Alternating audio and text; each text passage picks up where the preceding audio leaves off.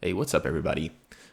Today's video is titled Relationship Advice for Men in their 20s.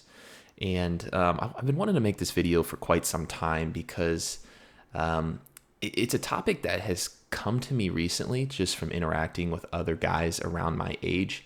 And I just wanted to share some thoughts about, potentially what the dating landscape looks like for guys in their 20s nowadays and what advice I can offer as someone who is 28 and married. And so, with that being said, my background, like I just said, I'm 28. I've been married for 2 years, and I ended up dating my current wife. I think it was like 4 or 5 years into our engagement.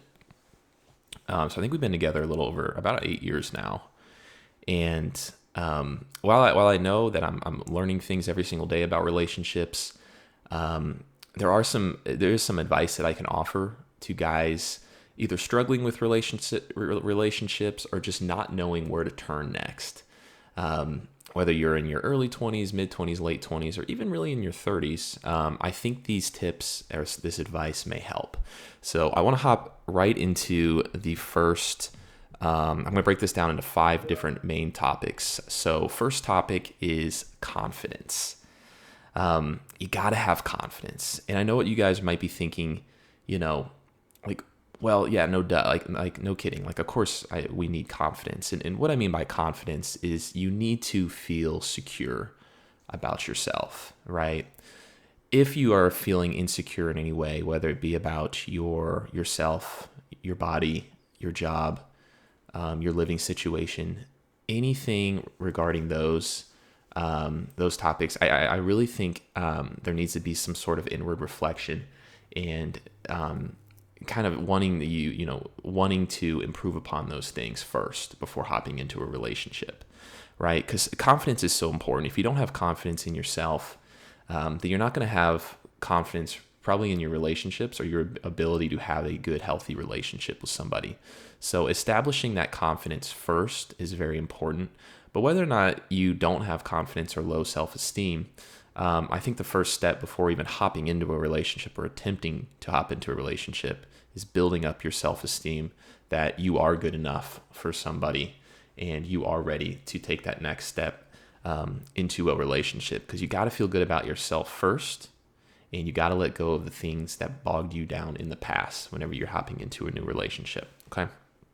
So obviously that could be the easy part for some of you. That might not be the easy part, right? Confidence is something that I have gained a lot of here recently. And one of the reasons why I started this this YouTube channel, just sharing my thoughts about different topics on life. So number 2 is your intentions. Okay. So making your intentions the front runner for when you meet somebody. Nowadays, I see a lot of people, and I was also slightly in this boat myself when I was initially dating my wife. We dated through college, so it was a little bit harder, but ultimately, you have to set your intentions up at the beginning. What that's going to do is it's going to help make a very clear boundary, good, clear communication between you and your potential partner or somebody you're dating. And that is going to allow things to get started on the right foot. So what I mean by intentions is, are you dating somebody to get married, right? I think a lot of us are. And so you need to be very clear from the beginning that that is your intention. A lot of times nowadays, people are just looking to hook up. And I think that is something that is very detrimental to our culture, because it creates this framework of relationships are only hookups. Right. And if you continue on with a relationship after hookups, it's just there for other basically dopamine reasons. Right. And it's not necessarily all dopamine, but just very basic reasons. Set your intentions. If you are just looking for hookups, right, make that your intention as well. Right. Now, what I don't necessarily agree with all that. If that's where you are currently in your life, then make that known and set that up front. So there's not any communication or miscommunications. So, and your intentions are very important, especially when you get older. You don't want to be messing around for a few years with somebody that you don't intend to get married to, right? And it's the same with the other person too, is figuring out their intentions. But ultimately, your intentions are what needs to be set up at first. And if they don't agree with those intentions, then you just kind of move on. Number three, and what I would highly recommend is no dating apps. This is something that has engulfed our culture, and I've had little experience on dating apps personally, but of course I have a lot of buddies and coworkers who are using dating apps primarily to meet girls. And just from what I hear, just from what I see, all these dating apps is essentially an extension of social media. And all it is a kind of a dopamine, this dopamine slop pool of just swiping, right?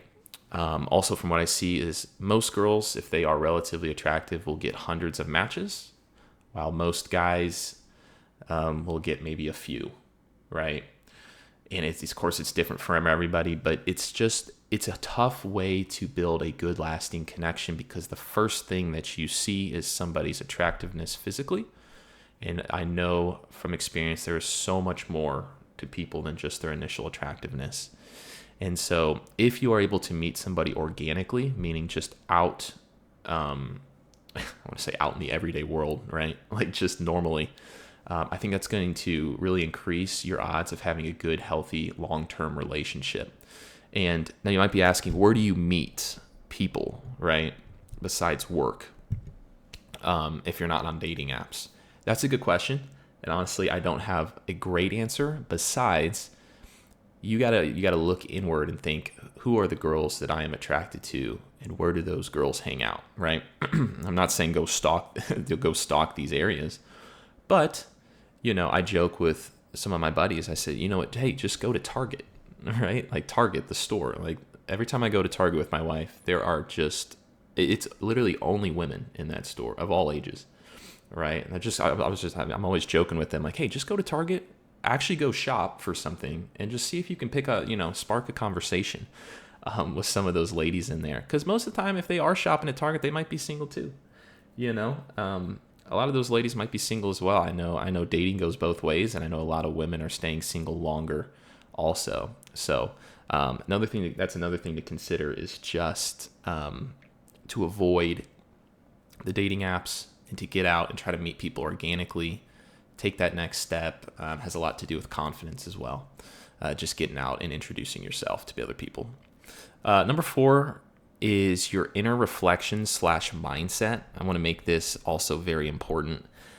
Your mindset when you go to date is very, very crucial, because if you have a poor mindset, meaning, if you have this viewpoint that all girls are the same, all girls are all girls are crazy, all girls want to take advantage of you, then that is how you'll view your relationship or that potential new relationship.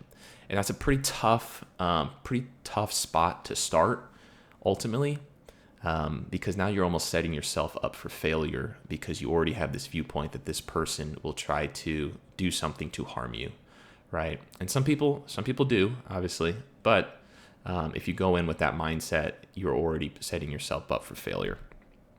The other half to this is inward reflection, meaning if you've had past relationships, you should look back and try to figure out why those ended, right? And usually we always blame our exes for that. However, good inward reflection also reflects upon how you could have handled different situations better and how you have grown from those past relationships. So looking inwardly instead of, oh, all these girls are crazy, all these girls want to take advantage of me, that mindset is dangerous. But when you look inward and say, okay, I can do things differently this time, here's how I'm going to approach these situations, I think that's a great mindset for growth and will set yourself up a little bit better for your next relationship. Number 5, and also, all these are very important. None of these are necessarily more important than the other, besides confidence. Confidence is pretty high. But number 5 is take your time, right? There is really no rush. Now, I say this as if you are dating somebody with the in the attempt to marry them, if that's your goal, right? I don't think you should necessarily be dating for 5+ years. Me and my wife were, just because we were in college, and of course it didn't make sense to get married at that time. But especially if you're out of college, there's really no reason to date somebody for more than a couple years, unless you're in a long distance relationship where you don't get to see somebody every day. or very often, you usually learn a lot about somebody very quickly. And I think you'll know just about everything you'll need to know about somebody within a year or two, right? And if they really are hiding something from you, then that is very unfortunate. But I think there's usually warning signs for that, and there can be, right? And if you've had past relationships, you might be able to pick up on those warning signs better than if you haven't. But the chances of that happening, I would say, are relatively low. If you and another individual, so you and a girl, go get into a relationship with the right intentions set up front by both of you, then I feel like the odds of one person going away from those intentions years down the road or really turning into a different person are pretty low, right? And it can happen for sure. But I think if you set those intentions, you take your time, you go from a first date to a second date to a third date, you end up dating for a while. It's not as much, hook up again. After like a week, you've hooked up 4 times and you don't even know each other's names, right? So I just want to really preface, take your time. Like dating should be something that takes time, right? So I think it's completely normal to have one date and then a week go by and have another date. Something I've even recommended to buddies of mine is not to text after that original date. Save all your talking and all your interactions for in person, right? I think people do it kind of wrong nowadays where they'll go on a first date and then they'll end up texting for that next week or however long until their next date. And then they won't have anything to talk about. And now all of a sudden their expectations are super high because now the conversation got dry. They don't know the other person very well. And all of a sudden they're like, oh, this person's not for me, right? So be cautious of that. Take your time. Don't rush anything. But when you know what you want and you have it, act on it. So anyway, I hope this video helps some of you out there. If there's anything that I, maybe missed, and these are just really 5 of the more important ones. There's a million other topics to talk about relationship-wise, but this is going to help you kind of before the relationship starts to get in the right mindset, make the right intentions, take your time, and just hopefully set yourself up for a good long-term relationship. So anyway, hope everybody enjoyed. More videos to come on different topics, and I will talk to you guys later. Peace.